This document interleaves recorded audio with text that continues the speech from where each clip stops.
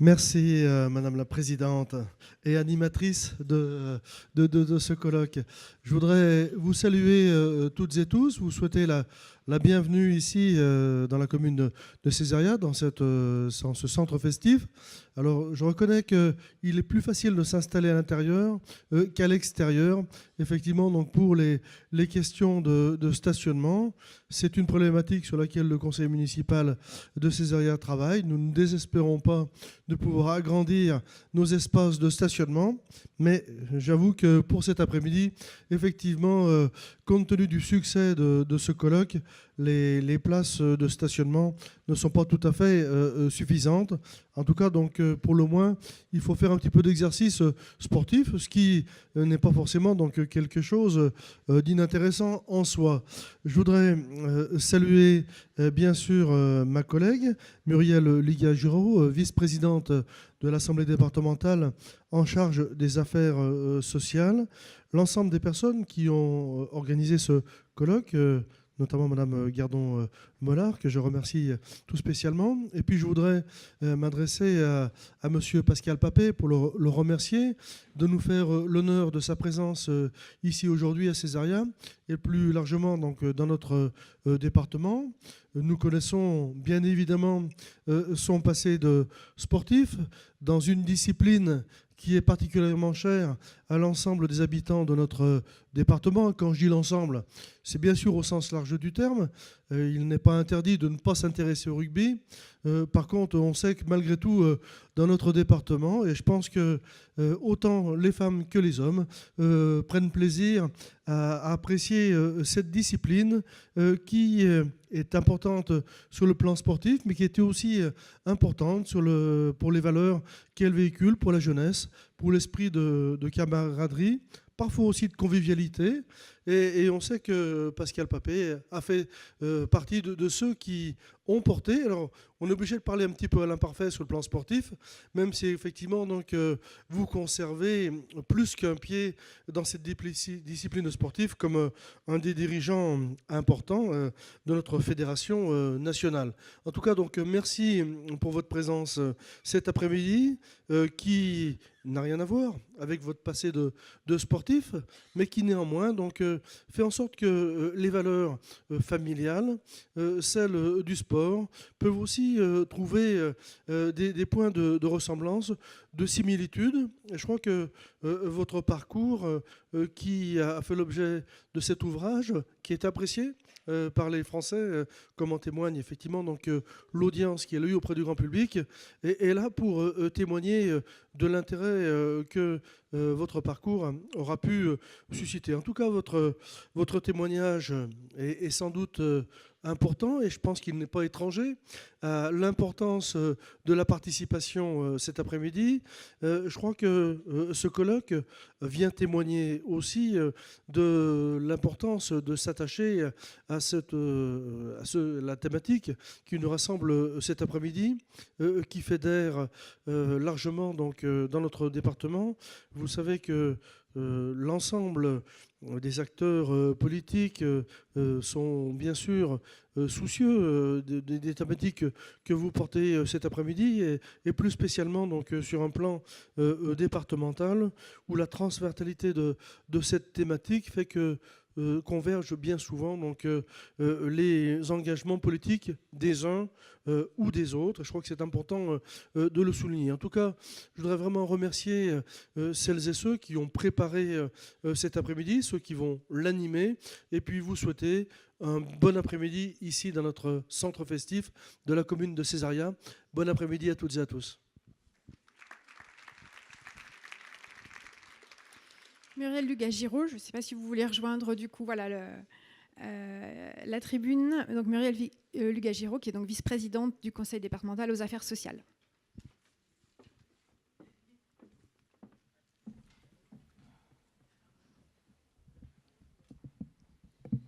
Alors, mesdames et messieurs, monsieur le maire, tout d'abord merci pour l'accueil de la commune et merci monsieur le maire pour cet accueil et pour cette belle salle qui est remplie. Et je vois qu'au fur et à mesure, je pense que les personnes trouvent des places de parking, les personnes arrivent dans cette salle qui, j'espère, aura assez de place. Mais bon, je pense qu'on pourra rajouter des sièges si cela est nécessaire. Donc merci beaucoup pour le prêt de cette salle.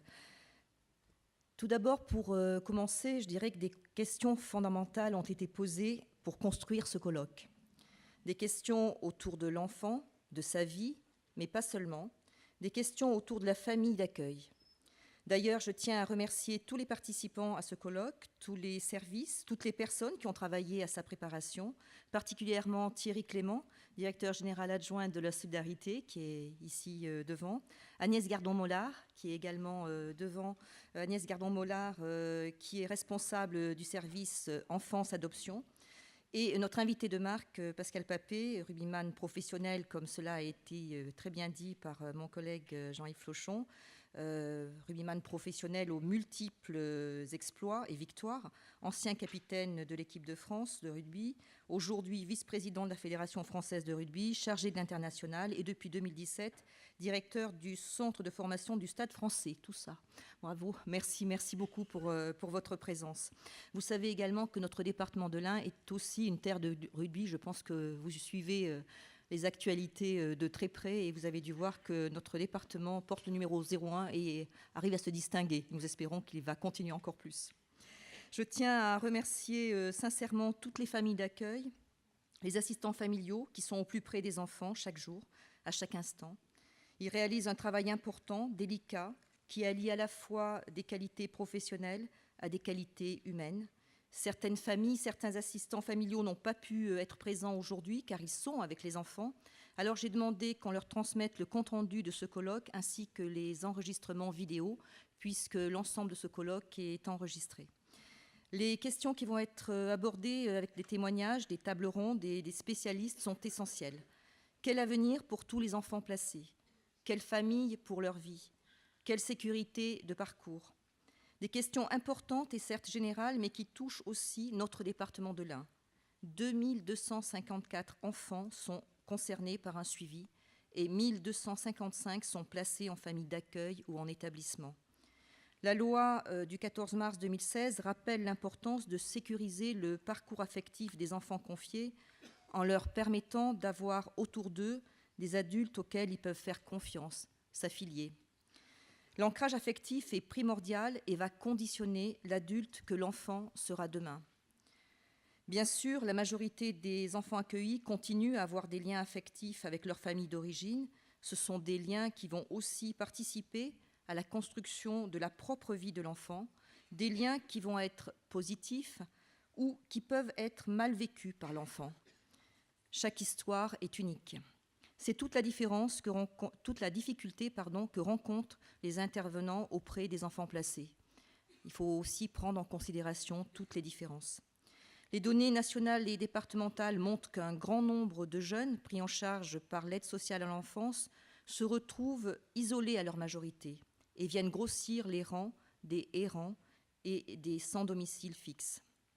Ces jeunes représentent une personne sur 4 sans domicile fixe au niveau national. C'est beaucoup. Et les constats dans le département de l'Ain sont tout aussi préoccupants si on s'appuie sur l'accueil de Chocolat Chaud, qui est un lieu d'accueil pour des errants jeunes adultes dans le département de l'Ain. En 2017, sur 161 jeunes accueillis, 50 étaient des anciens de l'aide sociale à l'enfance. En 2018, jusqu'au mois d'octobre, sur 137 jeunes accueillis, 40 étaient des anciens de l'aide à l'enfance. Ces chiffres montrent combien il est important et nécessaire de travailler au plus tôt sur le repérage, des liens affectifs pérennes, des enfants placés pour pouvoir leur apporter une plus grande sécurité. Le soutien familial, amical, l'environnement même de l'enfant va déterminer en grande partie son évolution et sa vie de jeune adulte. Les enfants méritent toute notre attention, notre bienveillance, car ils sont les jeunes et les adultes de demain. Je crois qu'il ne faut jamais l'oublier. L'objet de ce colloque est de développer avec les professionnels, magistrats, éducation nationale, professionnels du département et également associatifs, une culture commune qui permette à la protection de l'enfance de ne plus créer des enfants déscolarisés, désaffiliés, des enfants sans repères et sans adultes pour les accompagner dans leur parcours de vie. Depuis 2016, avec la loi du 14 mars, l'enfant est au cœur du dispositif de protection et les intervenants sociaux, judiciaires, sont directement associés. Les témoignages de cet après-midi seront intéressants, que ce soit du côté enfant, comme du côté famille ou du côté professionnel. Il faudra bien entendre et bien réfléchir ensuite sur ces témoignages pour comprendre ce qu'il nous faut corriger, retravailler dans l'intérêt de l'enfant. Car l'enfant a besoin d'une main aimante qu'il pourra tenir toute sa vie. Alors tous ensemble, cet après-midi, participons à cette construction de l'enfant en commençant dès aujourd'hui. Merci pour votre attention.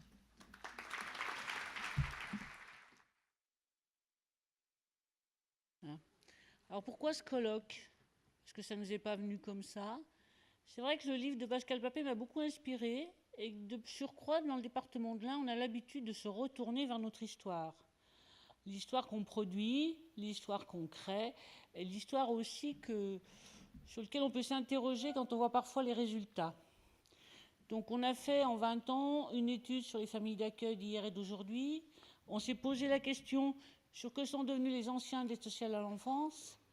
On a vu aussi les difficultés à faire famille, pour certains. Ah ouais, je suis un peu grande.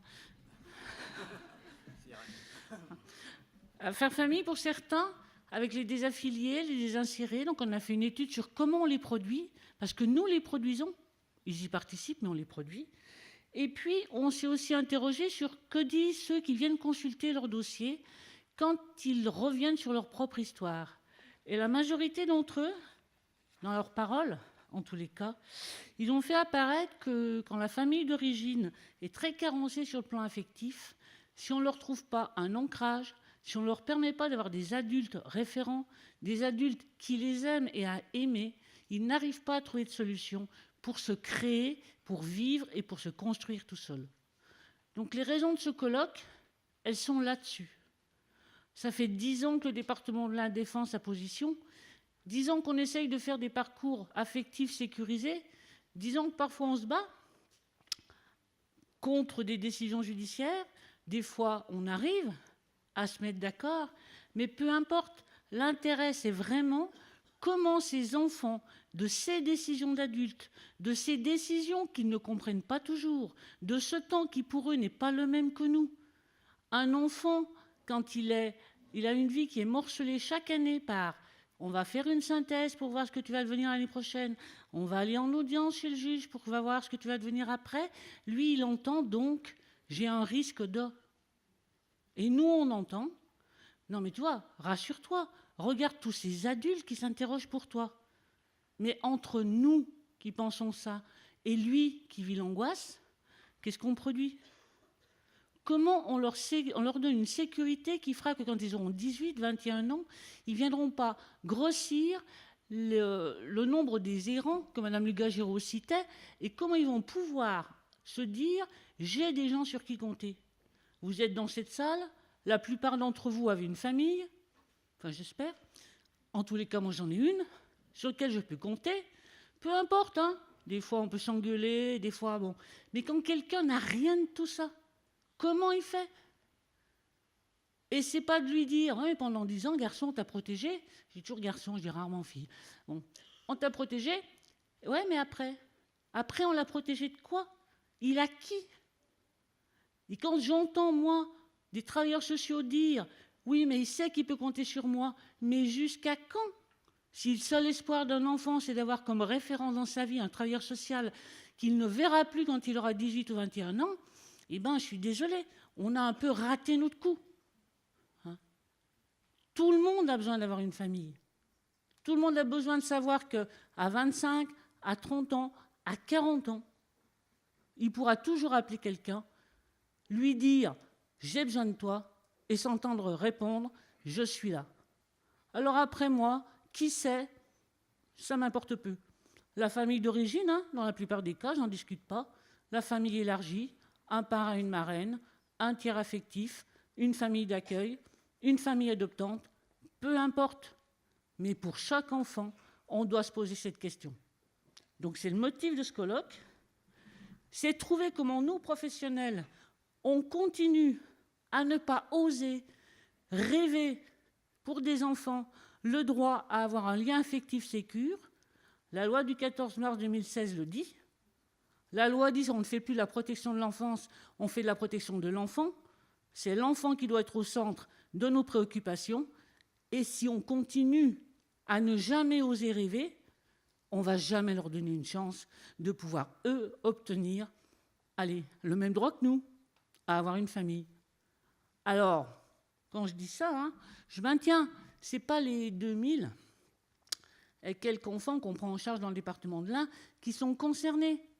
Mais même si c'est 10 par an, 15 par an, au moins ceux-là, ne passons pas à côté, essayons de leur construire une possibilité d'aimer. Rien que ça, je pense que si on arrive à faire ça, la protection de l'enfant sera vraiment avancée. Alors dans l'Ain, on le pratique depuis un certain temps. En 10 ans, on a réussi à sécuriser le parcours affectif pour 55 enfants. Vous allez me dire, c'est pas beaucoup. C'est beaucoup plus que beaucoup de départements.